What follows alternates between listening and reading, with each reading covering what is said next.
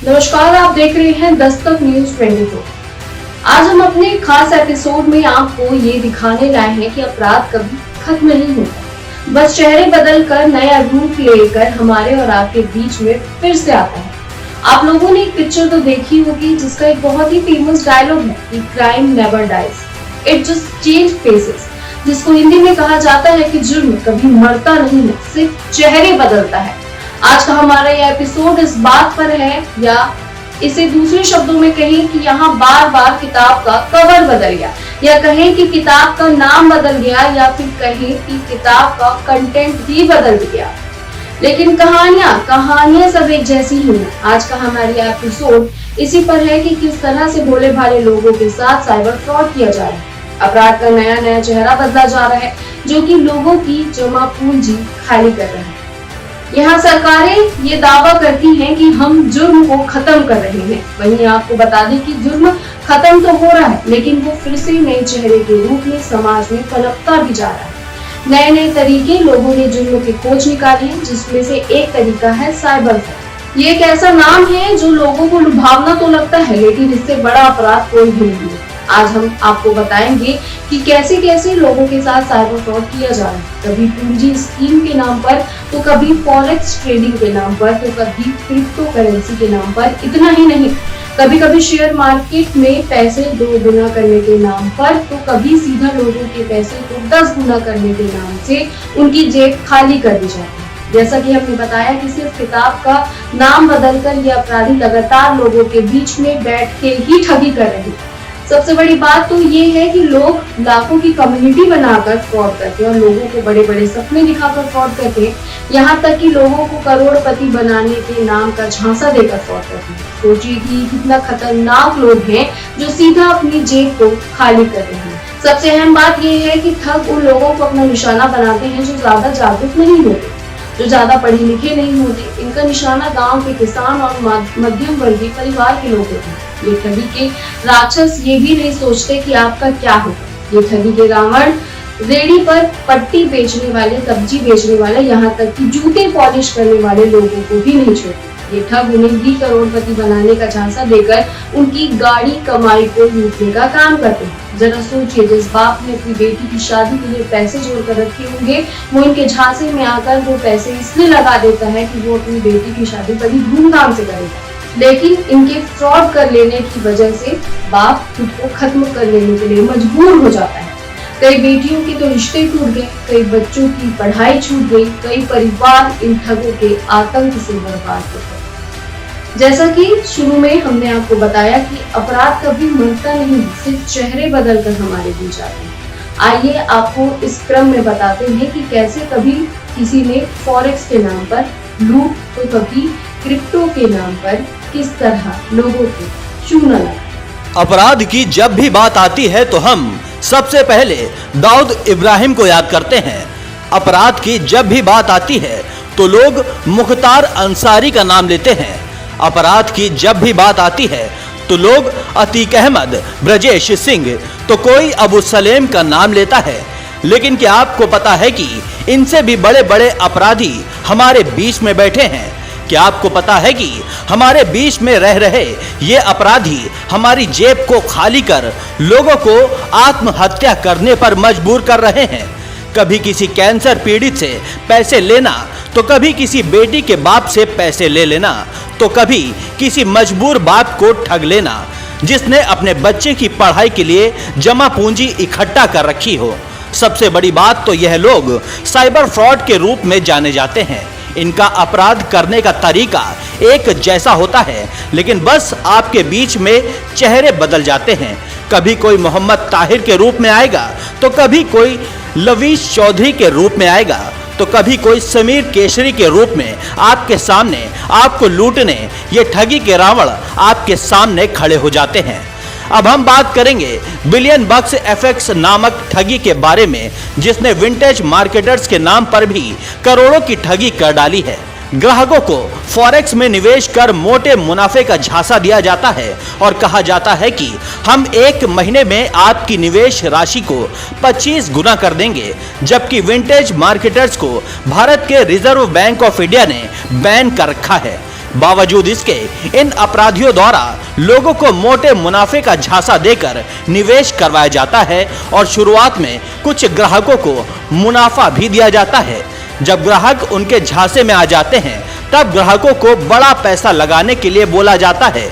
ग्राहकों के पैसा लगाते ही शुरू होता है ठगी का खूनी खेल। ठगों के द्वारा फर्जी ट्रेडिंग में पैसा डूब जाने का एक ढोंग रचा जाता है और जब भी कोई इनके खिलाफ आवाज या कुछ करने के लिए बोलता तो ये उसे जान से मारने की धमकी देते हैं। चलिए आपको बताते हैं कुछ ऐसे ठगी के राक्षसों के बारे में जिन्होंने समाज में वित्तीय जिहाद फैला दिया और लोगों की जमा पूंजी लेकर भाग जाने का काम किया है। जहां ठगी करने का तरीका तो एक ही है, बस चेहरे बदल गए हैं। Boat pro. अगर हम ठगी की बात करें तो भारत देश का सबसे बड़ा स्कैमर जिसने फॉरेक्स के नाम पर लोगों की गाढ़ी कमाई लूट ली और दुबई जाके अय्याशी का जीवन जीने लगे।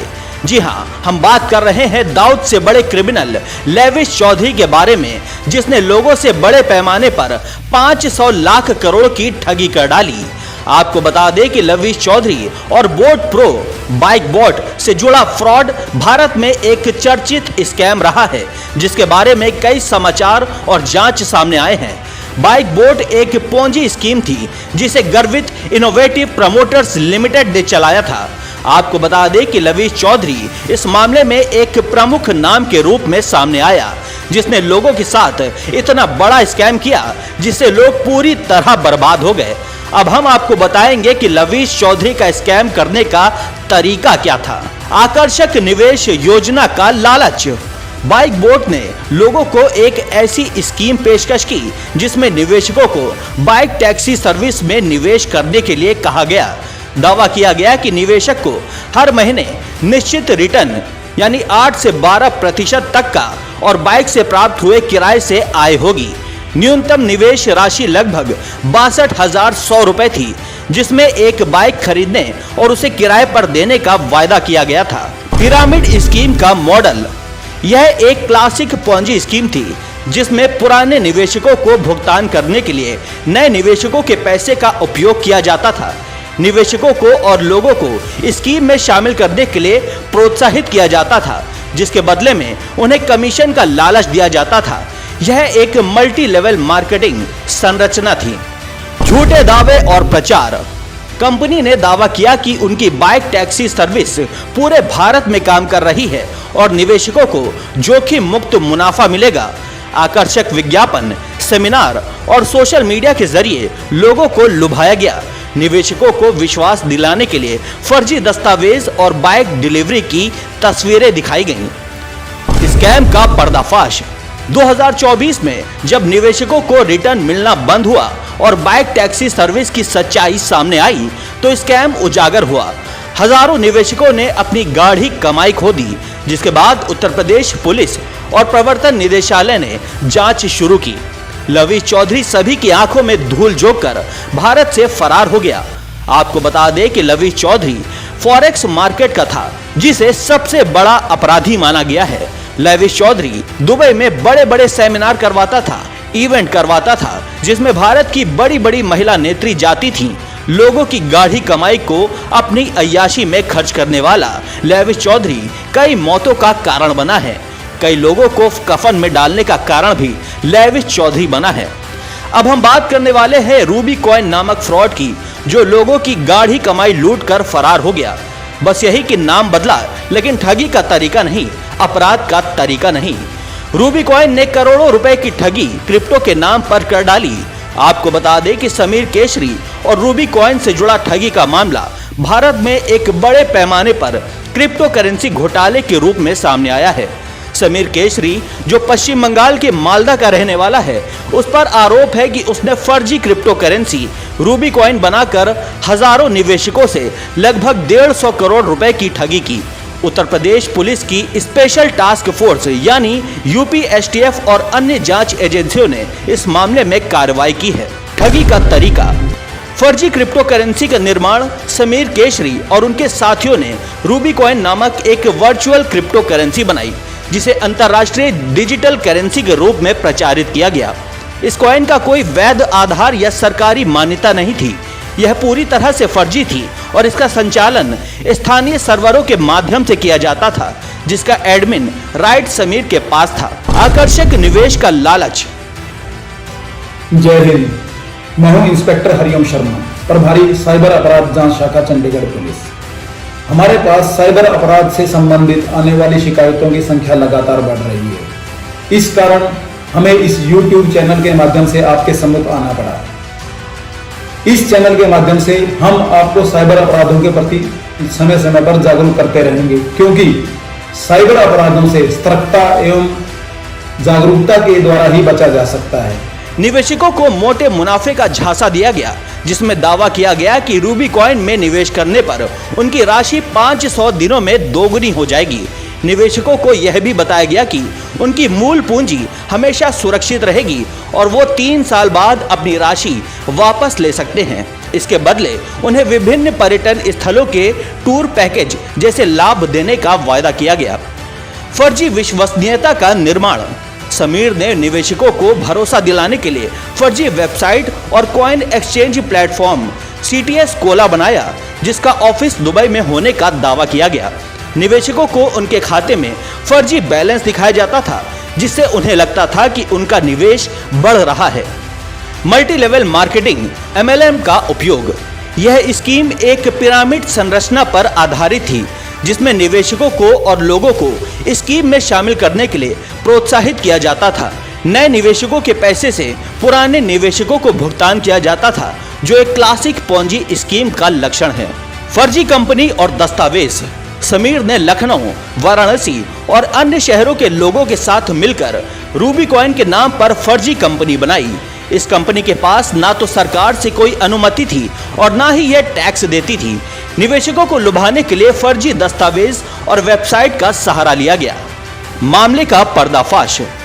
यूपी STF को सूचना मिली कि समीर लखनऊ के सुशांत गोल्फ सिटी में किराए के मकान में रह रहा था। 2024 में उनकी गिरफ्तारी हुई। जांच में पता चला कि समीर पहले भी मध्य प्रदेश और छत्तीसगढ़ में इसी तरह की ठगी कर चुका था और जेल जा चुका था। पुलिस ने उसके पास से फर्जी वेबसाइट, सर्वर डेटा और अन्य सबूत बरामद किए। अब आपको दिखाएंगे साइबर फ्रॉड का एक और तरीका, जिसका नाम एमकॉइन है, जिसने लोगों के साथ क्रिप्टो में निवेश करवाने के नाम पर करोड़ों की ठगी कर डाली है और अभी लोगों को लोक लुभावने ऑफर दे रहे हैं।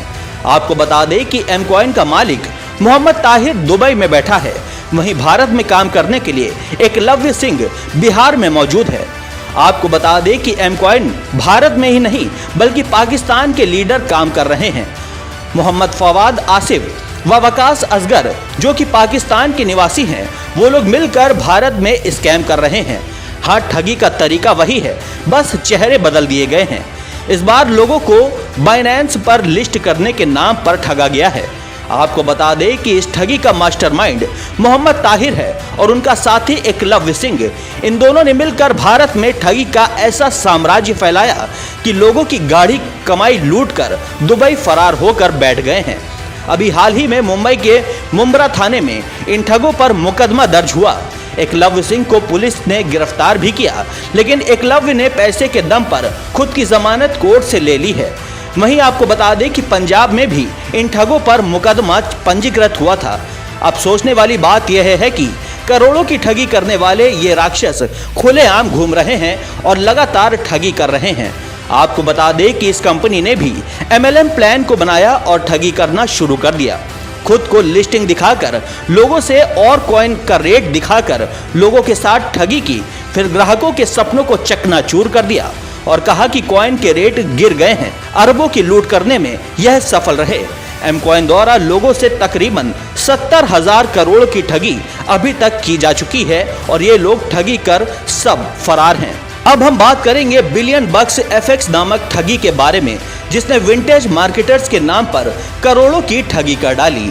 आपको बता दें कि इस ठगी के मास्टरमाइंड सैयद अतहर हुसैन उर्फ अतहर अली, विकास कौल और सुल्तानपुर निवासी संजय निषाद हैं। इनका ठगी करने का पैटर्न बिल्कुल वैसे ही है जैसे कि लेविश चौधरी का था। इनके द्वारा ग्राहकों को फॉरेक्स में निवेश कर मोटे मुनाफे का झांसा दिया जाता था और कहा जाता था कि हम 1 महीने में आपकी निवेश राशि को 25 गुना कर देंगे, जबकि विंटेज मार्केटर्स को भारत के रिजर्व बैंक ऑफ इंडिया ने बैन कर रखा था।